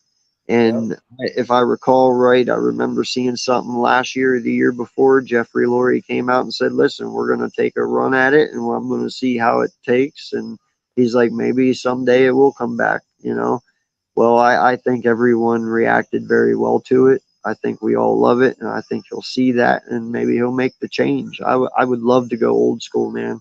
That'd be awesome. Yeah. I mean, if we get done what we think we're capable of getting done this year as far as accomplishing that ultimate goal, they're not going to take it away. I tell you that. They would be riddled with just fans going nuts if we won the Super Bowl and then they took away the Kelly Green. Yeah, that would be just bad mojo right there. They can't do that. So yeah, man, I hope to God it comes back full time. I love our midnight green, and I know there's a lot of young generation out there who they've only ever known Kelly Green. Right. And they're like, oh, well, we love our Kelly Green. Yeah, well, this shit hits different, and they're about to find out, I know whenever I saw that intro video of them when they first seen them with the Kelly Greens with the gray fucking pants, bro. Yeah. Oh my God. Just right memories, dude, of Randall Cunningham wearing that and Reggie White, and oh my God. Oh, just everything, dude. Harold Carmichael and all those guys. No, I'm just it's crazy, dude. Just so many memories flash back, and it's like that. That is what our franchise is. It's not always, about the Kellers. It's about the history that those jerseys hold. Right. Those jerseys hold Veterans Stadium. Those jerseys hold a lot of what Eagles Nation is built on today. A lot of us old heads and some of us, that are in our 30s and 40s, that's all we were back in the day, man. Kelly Green, So it just hits different for us, man. And I only people that were around back then are the only ones that understand it. Yeah, unless they have a heritage of Eagles fans, like from their father, grandfather, guys who were, back around more when the Kelly Green was the team color. Then yeah, they're not gonna fully feel that nostalgia feeling, Dude, there's a lot of dope alternates coming out this year. Yeah. And I don't know if you saw Indies. Indies is nice, dude. I actually like the darker blue with the gunmetal gray. That was pretty sick. Oh yeah, they almost look like the Lions. Yeah, a little bit. Yeah. I think the Bears have a solid looking one too. Mm-hmm. The Bengals, man, that all white with black, that is just that's cool as shit, man. But before we go here, man, because we have been on for almost 2 hours now. Yes, It's sir. so long since we've actually got the chance to just sit and talk football. So Right. Too long. It's way too long. What is your must-watch game of the week? Ooh. Like most interesting that you want to sit down and watch, so like you could just be like, that's going to be a good game. You mean besides the Eagles Patriots? To me, I think it would probably be. I'm interested to see. There was a couple actually. It's funny you said that. Let me pull up the schedule real quick because I don't want to leave anyone out.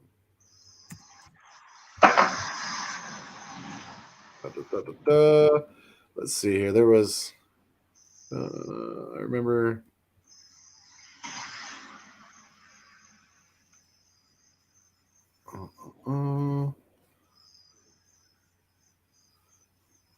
I'm interested to watch. Let's see here. There was one or two that kind of jumped out. I'm interested to watch Jaguars at Colts because I want to see Trevor Lawrence in that offense. He's got a couple new weapons to play with, and I want to again going against that Colts defense. I would definitely probably watch some of that.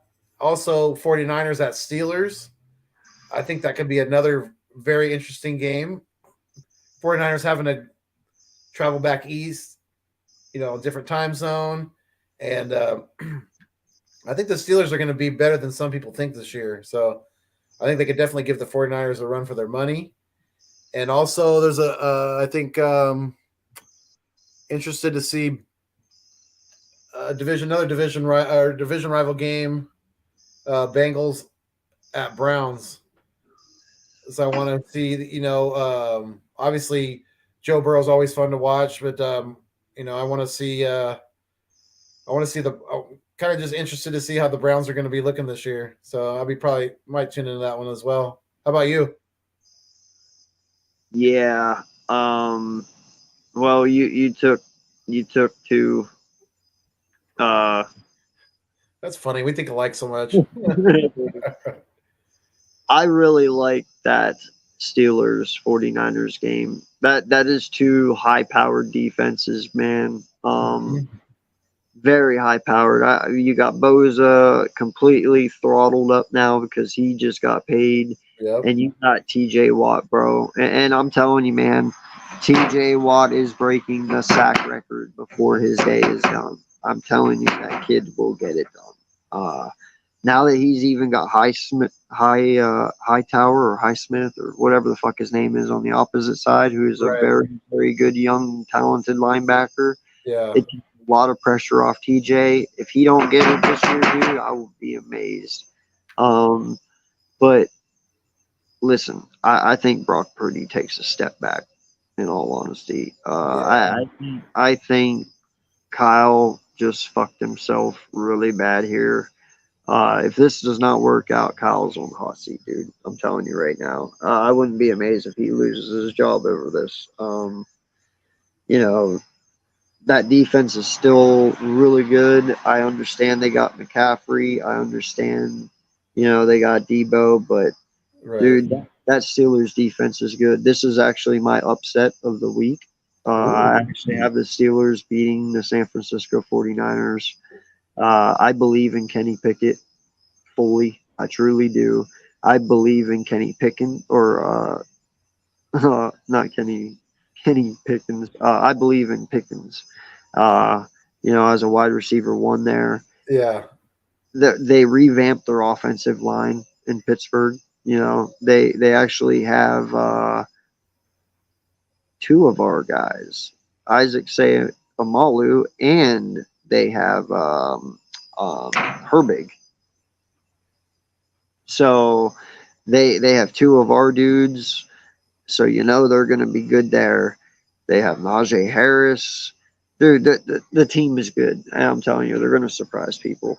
And then the second one was the Browns, man. I don't know. I'm not saying they're beating the Bengals, but something tells me the Browns are actually going to be a lot better than what people think. I would not be amazed, dude, if all four of those teams make the playoffs in that division. Wow. Yeah, that would be interesting. That would definitely be interesting. Yeah, I mean, it's a strong division, because if like you just said, the Steelers got a really good defense. They're getting better on the offensive side of the ball. Yeah. We know what the Bengals are. It's their division to lose, basically. And the Ravens are going to be probably above average, and the Browns have a good chance too. They have a lot of talent. My upset of the week is going to be Monday night. I think Aaron Rodgers is going to come out, go gangbusters. Him and that defense are going to go gangbusters on the Bills, and going to come out with the W on Monday night. I like that, man. Well, first off, Randy, I'm with you, dude. Now listen, I have the Steelers going 10-7 this year. Okay. I have the Bengals winning that division. I have the Ravens. The Ravens is hard to peg. Right. There's two things need to happen. One, OBJ needs to stay healthy. So does Lamar. Has to stay healthy. Yeah. Okay. That is the thing. And that is a very hard bet. Now, if they do, that's what I'm saying. When I say all four are probably going to make the playoffs this year, it's because I'm betting on them all to stay healthy. You know what I mean? That could totally change within 2 or 3 weeks. But for right now, the way they sit, and I have the Browns at 9 wins. Okay, now most people would be like, well, how's the Browns make it at 9? Well, I don't know. Somehow, some way they might sneak in. Mm-hmm. I have no idea. But make a wild card. First off, they have Jim Schwartz as their defensive coordinator. We all know Jim Schwartz. He was our Super Bowl defensive coordinator. We might give his defense shit, but it works. Mm-hmm. If Deshaun Watson can find a sliver of himself anywhere in there to be who he was or even better than what he was in Houston, this Browns team is going to be good, man. They got weapons. Njoku, is a very, very, very good tight end. Yeah, well, They have Amari Cooper over there. yeah, yeah. They We'll have see. people. They have They the have talent. It's not they that they don't. They got to put it they together. well. So I'm just saying, dude. The Browns could definitely be sneaky. Oh yeah, I wouldn't be surprised. I wouldn't be surprised at all. That division's gonna be. It's gonna be tough. Definitely, it's gonna. All those division games are gonna be probably close. So If Burrow don't play Monday, which I assume he isn't going to, the Browns are winning that game. oh yeah, yeah. But The back, yeah, but they're not winning with their backup quarterback. no. They're just not. Yeah, I wouldn't. The Browns would be should be if they Burrow doesn't play and they lose, they should be ashamed. Oh yeah, I would be. I mean, Yeah, unless this kid is just balls to the wall, right. like Joe Burrow 2.0 or some shit, you know. Yeah, Uh, but they have a good core of people. I'm not going to say that. You know, T. Higgins is amazing. yeah, Wish he was on this team, but they don't got room for him. Don't need him, so he's not here. right, But he's not. He's looking for a contract. He hasn't got it yet. Probably yeah, isn't going to since Joe Burrow just got paid. right. So So he'll probably end up moving on. at the end of the year, but you know Yeah, what? They still have him this year. They have Chase. They got Boyd. So they got wide receivers. It could happen. You know, and they have enough weapons to make a new guy look good for one game. But I don't know if you can mask it though. Like I said, the Browns. If Watson's even anything of what he used to be, they should be okay. yeah, I agree. But that's a big if definitely because he hasn't been. It's been a while since we've seen that version of Watson. So Yeah. No, yeah, I think he just knocked the rust off last year in those last 6 games that he played. That's we'll see though. We'll see what yeah. happens. Cleveland Browns fans better hope so. That's for sure because they invested a fuck ton of money and fucking capital to get him. Listen, man, that there's something I learned about his contract. Do you know his contract is so outrageous that if this guy comes out this year and falls flat on his face, and they got to go to DTR, the backup who was Yeah. quite amazing in the playoffs or in the preseason, to be honest. Mm-hmm. If they got to go to him, do you know he makes so much guaranteed money that if they would be forced to let him go this year, that they'd only have $10 million for next year, Wow. Oh my god. right? They would have $10 million to put a team on the field if they had. Holy If you were smokes. forced to release him this year with all the guaranteed money and his dead cap that he would assume next year, they'd only have $10 million left over. They'd just be hiring a bunch of XFL players instead. League minimum, league minimum, league minimum, league minimum. Sign me up, bro. I'll play 1 year. Yeah, I got it. I can take care of that. That's insane, bro. Like that's a lot of faith. When you can sit there Really and is. buddy, dude, that's all your money. You literally gave the guy all your money and was like, "Yep, so here you go." Yeah. Better There's pray no- to God it fucking works. That's all. I Yeah, got. there's no way they would do that. They'd probably have to bite the bullet for another year and then move on after that, where it'll be less of a hit. Either that or you're just gonna pay this man that shit ton of money to ride the bench, and I don't think you want to do that either. Exactly. No, I just thought that was crazy insane, dude. When I read Yeah. that, like, wow, Yeah, that's that is wild. me as an owner. I don't think I could even put myself in that situation In what situation? to only give me $10 million. Right? Like, Try you to know put what a I'm team on the saying? field. That'd be that's yeah. That would be historical. To me, that's shitty management, dog. Yeah. Like, I'm just gonna keep 10 million. That's it. I think Cleveland has had that problem for a long time. 20 years and counting. Yep. Mm-hmm. Well, brother, it is a pleasure having you back on here. It's I had a lot of fun. Like I said, obviously everyone has figured out big difference. Changed the whole brand to the NFL Reality Check. Just figured out over the last couple of weeks it's a lot easier just not to wear the eagle. Does not mean I'm not an Eagles fan. Does not mean that I or do any not. less of one either. Yeah, it does not mean that I don't talk about my team. I will still make Eagles content from time to time when I need to. Yeah. But some people, whenever they see that you are an Eagle fan and you rep Eagles, the conversation just kind of stops there and it's null and void. And anything you say from here on out means nothing because you're an Eagle fan. And and that's not right. because obviously I'm an Eagle fan. If I talk about another team, I'm just a hater. Well, I don't want to be that because you know what? That's not who I am. I am a football fan first and foremost before I am anything.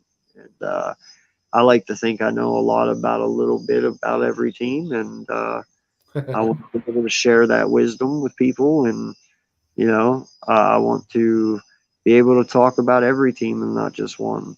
And Right. this is the best way that I know how to do it. And plus, I got personal reasons of my own I want to. So this is the way we're going to go, and I hope you all enjoy how it goes. And there's going to be times I just get on and I do like 10, 15-minute lives just to get a little point out there or something. And then there will be days to do 2 hours, Like So tonight. we'll switch it up. We're going to have fun with it. We're going to do things. So just right now, though, we're going to just chill and do this for right now. So Yeah.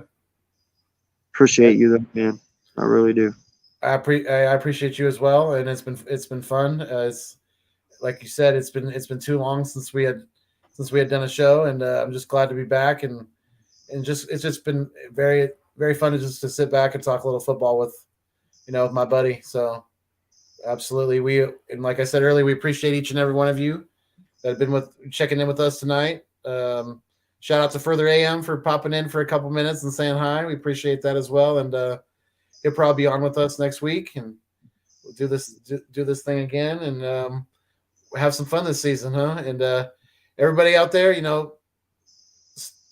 stay mean, stay green. Thanks for viewing us on your screen. And like I always say, it's fly, Eagles, fly, and make sure that give your love to your loved ones because you never know when they're not going to be there. So until next time, everybody, keep it fuego. Yes, sir. Appreciate it, guys. Fly Eagles fly. Sunday starts the season. Hope you all enjoy it. And until next time, peace out.